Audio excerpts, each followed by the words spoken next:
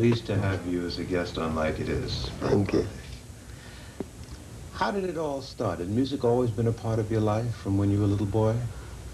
Yeah, you know, growing up musical family, grandfather, mother, uncle, sister, Pitney, everything. What part of Jamaica? St. Anne's, you know. Yeah? That's in the country. What town? A town called Rodnall. It's not well known, you know. It's a little place up in the hills, you know. Yeah. How big is your family? Well, my family is really a big family, you know. Malcolm, them family name is Malcolm. There's plenty. That's a good name. Yeah. When did you begin to get involved in music, really? About 1958. Doing what? Well, we were always interested in music, but that time I was learning trade, you know, and meet up some guys who can sing. One named Desmond Decker. And so we started out from kind of rehearse together and thing, you know. And then one day we went away, do some recording. Then I fell after. Mm-hmm. You weren't doing the same kind of things then that you're doing now. What kind of music was it in the beginning? That music was ska. Ska? Ska music, yeah. Well, how does ska differ from reggae? Ska is different in sound, different in style, different playing, you know. Mm-hmm. Ska is a more quicker music than reggae. No relation? Yeah, it's almost the same music breakdown for go much slower, you know. Same root? Yeah. It's almost the same music, ska. But only say now, if it was playing at 33, it started playing at 7.5, you know. I A hear little bit more. That's a good analogy. How does reggae and ska come out of calypso? Many people ask that. Yeah, huh? because the calypso was always there first. Right. You know? And then now, when the musicians in Jamaica started to play, although them can play calypso too, because they play a lot of calypso, but because the American influence music come pass through down there, you know, them start to kind of get more to, them time used to have Fats Domino. Yes. And plenty of them type of people. So after a while now, the music start drift from the reggae to, it used to be a music almost like a half blues. And used to play before the ska start, you know. Even people like Joe Hicks, cha-na-na, cha-na-na-na-na, cha-na-na, cha-na-na-na, you know that music? Right. Used to play that plenty. So from there now it developed to people start ching, ching, ching, ching, ching for ska, you know. And then for rocksteady it's like jing, jing, jing. For reggae now it's check, check, check, you know. So you have three different feels. But the three of them can put together again and make one thing still. Now, calypso music, most of it dealt with family and folk stories and love and beautiful island in the sun, things like that. How did it move into what we're getting in the music now, where we have message? Because during that time of this calypso and thing, people never wasn't so conscious about Africa and where them roots come from. Since the reggae come now, people get, I mean, not from a point of music, because music is always conscious. But since the reggae come now, the reggae start talk about Africa, blackness, you know, in a militant way. So that is how it kind of, that is how the lyrics differ from the Oh Island in the Sun. Well, who are some of your influences? Well, I think my biggest influence is Marcus Garvey, Haile Selassie. Sure. From what you heard coming up as a boy about Garvey, or what you've learned now that you're grown, or what? What we hear, what we read, you know, and what we know about it. Did you learn much about Garvey in school in Jamaica? No. Yes, them don't teach. It's the education that we don't get in school, you know. We don't get that type of education that when we grow up we can know who we is. We get a more education that we might know who Christopher Columbus is, or who Marco Polo is, you know. But we never really know who Marcus Garvey is, who Haile Selassie is, or who any black man is. Were you born as a Rasta? Or how did that evolve? Well, when I figure now I was born, you know, and when born and growing, there was a certain amount of consciousness in myself that, you know, it was always a lonely world, not finding people who might think like me, you know. Yeah. Not to say that I think so different, but because this consciousness about God and the people I come from is more Christian, you know. We always try to do, like, try to stand up to the right. But we used to find out now that one church quarreling against the next church, and I figure I never want any of that, you know. I never want really enter into the thing where this one I fight against that one and everybody talking about God still.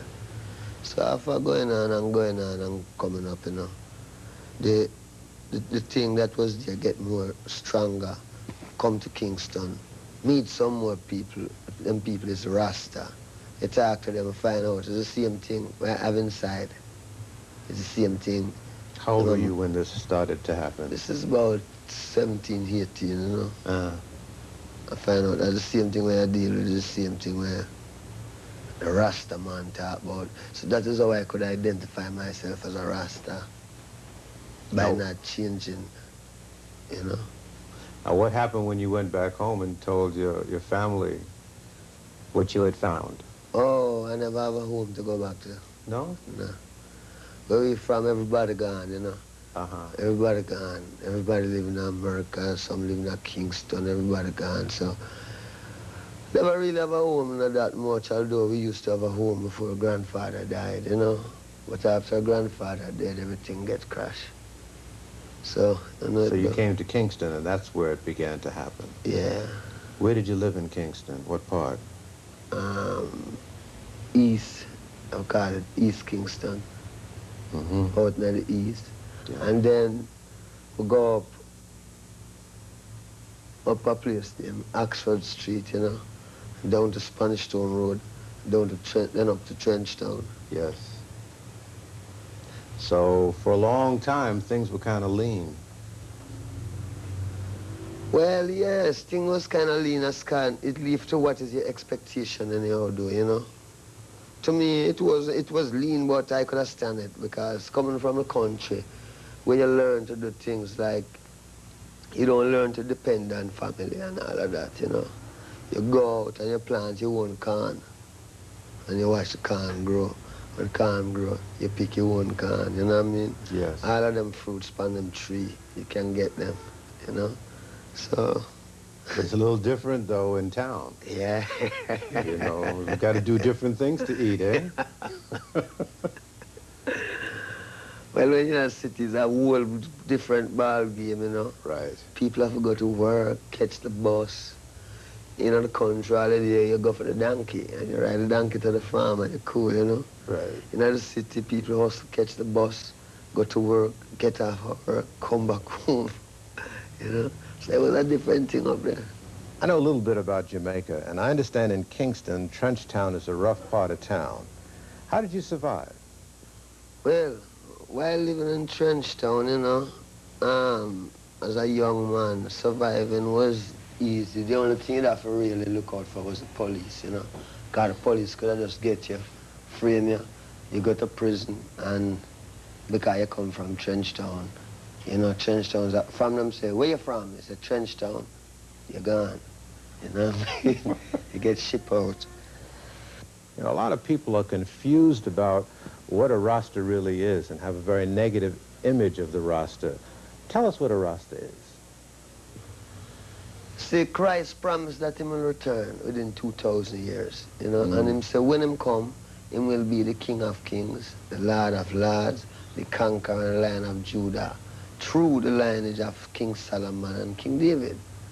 Now, my life have great meaning to me. So I really search to find out if God is here.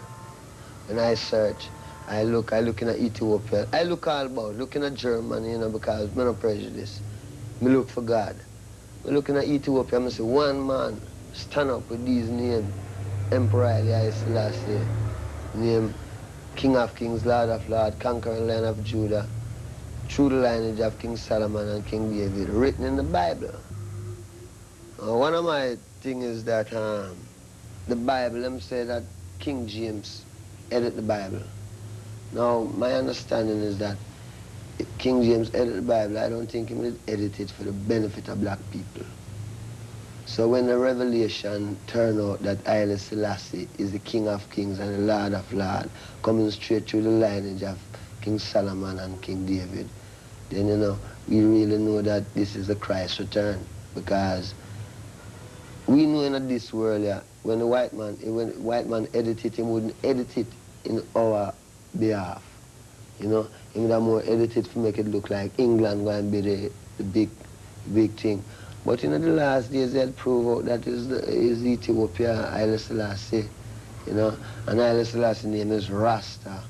So we are called Rastas, you know, called by his name. And then it's a lot of things. We go as far as saying, him say when him return and you call upon him, now this is God, him say when him return and you call upon him, your mother and your father will forsake you. Now, we know that if you call upon the Catholics, them embrace you. You call upon the Church of God, them embrace you. Any religion you call upon, you might get embraced. The only religion them push you off from is Rasta. But that does make the truth more real, because them say, when you call upon my name, your mother and your father will forsake you. And that is why today you hear Rasta get so much bad name. It's not because Rasta do anything bad, but it's because how the prophecy go with it. When if your mother and your father will forsake you, just imagine people who don't even know you. You know what I mean?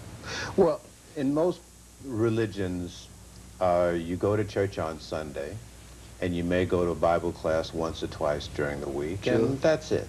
Yeah. Is it pretty much basically the same in Rasta, or is it more involved? No, we say that the man is the church.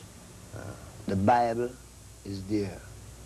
But what we find out now is that a lot of people read the Bible, but them don't understand the Bible because the approach to the Bible is wrong. I mean, there's no way you can read a book. You just take up a book and just read it in the middle and figure you can find out what was happening from the beginning to the middle. The Bible is a whole book with a whole tradition in it. And from them read to Genesis to Revelation, the whole truth of the whole straight road with the overstanding is there. You know? So it's not a say, well then, we just go church and do like the other Christian. We know that the man is a church, you know? Because you see, you just can't overthrow the truth. You know? We, our people, have our roots. When we search for it, we find it in a Rasta. Because we don't see, there's no other way. We don't see no other way. It's Rasta we find the roots, you know. How do you handle fame? I handle fame by not being famous. Come on, you know you're a famous man. No, I mean, you know, not to me. No? Not famous to me. Some people get drunk off of fame. See, I learned from he was coming in, from I just started music. You know, the people them warn me. Them show me say, hey, this game is a game where if you don't mind sharp, you lose your consciousness. So the only way you can lose your consciousness is because if you figure say you're getting, some people say rare, your head might get swell. Right. And if your head swell, that's it. So you know, really don't keep my head in a bandage that it can't swell. True. How do you handle the women that come at you in droves? People have visions of women beating down the door to get at Bob Marley and grabbing clothes. Is it like that? No. No? No. one easy, you know. Is it difficult, though, to keep your balance and not, you know, get to feeling that you're more important than you really are when so many people are after you all the time for different things? No, you see, I don't think, I never really check myself, you know, I know I am benefit to the people, you know. That's the only consciousness I have on myself, that I can be beneficial to a people, you know. And I don't know anything else. I don't know that. What do you think it is that has made Bob Marley such a big name? I think, you know, maybe it's just what Bob Marley stand for. What is that? The truth. And the determination to stay alive and survive, you know. You have a record out called Survival. Yeah. That was last year. Yeah. Did anything happen to you that caused you to write that? Well, 1976, I'm shoot off of me, right? Yes. And I figured that was survival, you know. Yeah. What happened when you were shot? You were in your home. Yeah. Was it in the morning or at night or what happened? Well, it was about, that's about 9 o'clock in the night. Yeah. What happened is that the night before, about 3 nights before that, I was living at a place called Bullby, you know. And I went to about 3 o'clock in the morning and get some sleep. And then I was in a lot of gunshot, you know. That was a dream. I was in a barrage, a gunshot, but when it all over, you know, it's like I never really get no shot. But I see my mother get shot. You know, the vision show my mother get shot in her head. And what happened is like the vision said, don't run. You know, it's like, you know, all of this gunshot is like something that the vision said, don't run, stand up. So when the gunshot started firing on Hope Road, the first thing come back to my mind was the vision. And all I could remember is that the vision said, don't run. And so me have to stand up, you know. And, you know, them fire until I was tired of fire, and then two is not really a lawful gun battle. Man starts to run and it ease up, you know. And where were you hit? Eh? Where were you hit? Me? Yes, sir. Yeah. Went right through? Or just skinned No, it? I'm said lodge inside there. Yeah? Yeah. You never saw the gunman? Well, at that time, no. But you know who did it? You ever know them? Were they caught? No, but I don't court the police. It's just, you know, one of them thing. You have a record company now. Yeah. Why? Oh, you know, a long time we always have a record company. What we have now is a recording studio. When we go into the studio to work, it was a lot of hassle. I mean, we're Rasta, you know. Some people don't want a Rasta in them studio. No, if you stop all of this, you have to make one, because, you know what I mean, a man might say, no, you say Haile Selassie are God. Well, you know what I mean, go and build your own studio. You know what I mean? So, all right, Haile Selassie is God, and we're going to build a studio, you know. So, you know what I mean, and that's how it go. Them things come through sabotage and through pressure. If everything was nice, maybe we wouldn't have to build a studio. But, you know, it's just a tricky place. It's not everyone really have that humanitarian feeling. Some people just deal with, them don't even know what I'm dealing with. What's ahead for Bob Marley, do you know? Do you have an agenda or a master plan? Well, I feel ahead for I and I is the unity of Africa. And then when the unity of Africa come, then people will really understand, say, you know, there was something in this thing. There is something in it.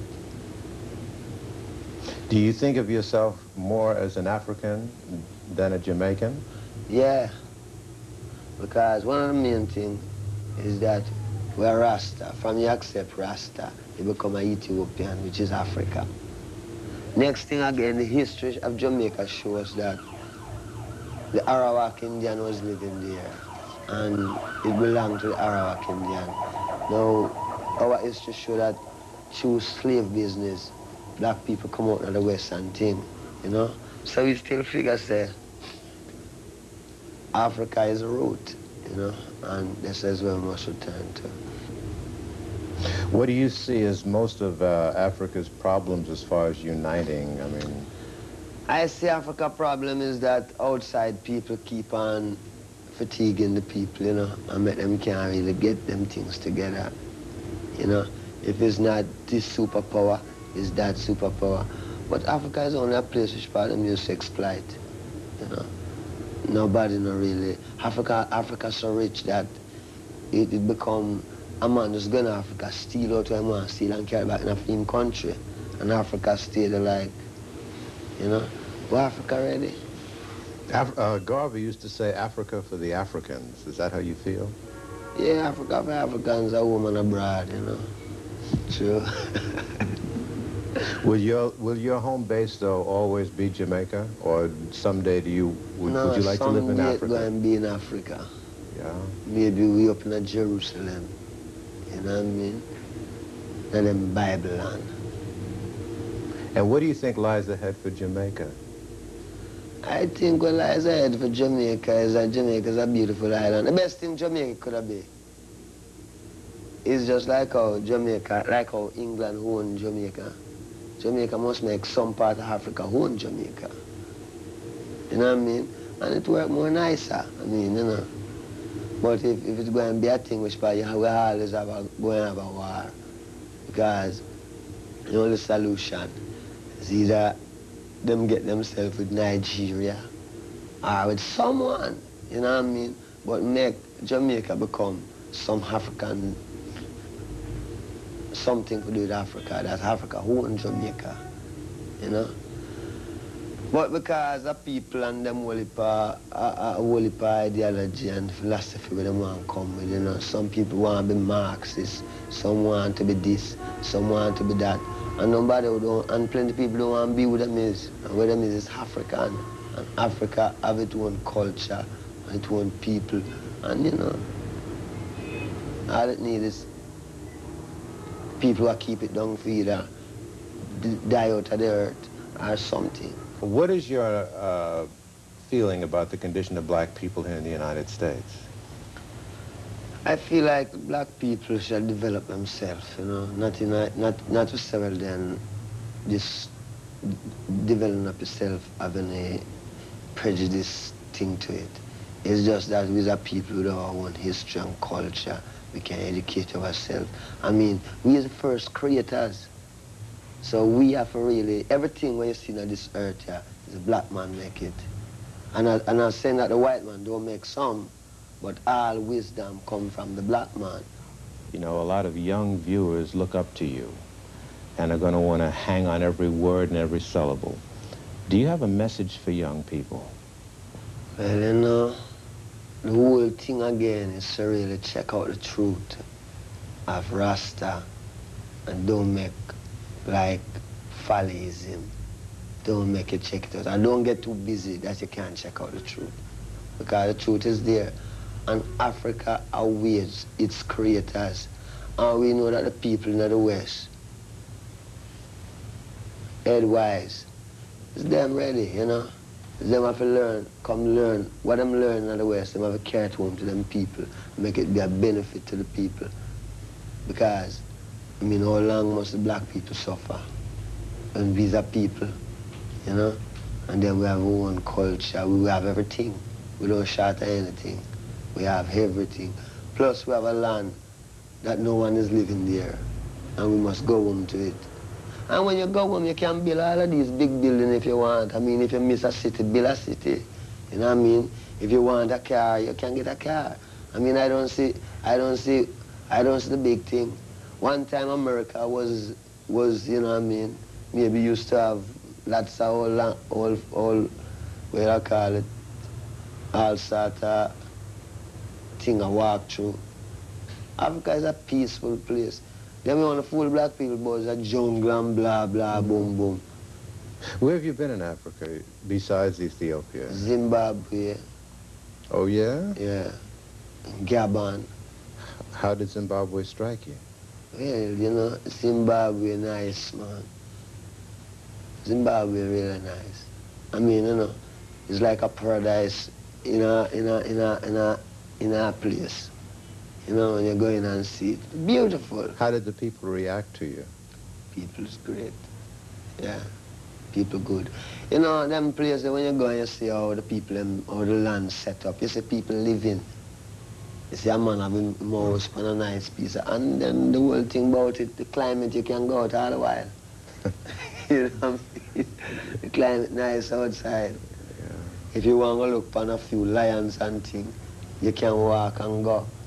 And if you want to see some things that man never make, but it look like somebody make it, that's all Zimbabwe too. Because I go in a place and I see some stone farm, but I know it's not the man make it, but the weight farm, you know, is higher than something. It's really been a pleasant and informative experience talking to you, Brother Marley. Nice. I thank you for your time. I agree. Wish you well. Rasta.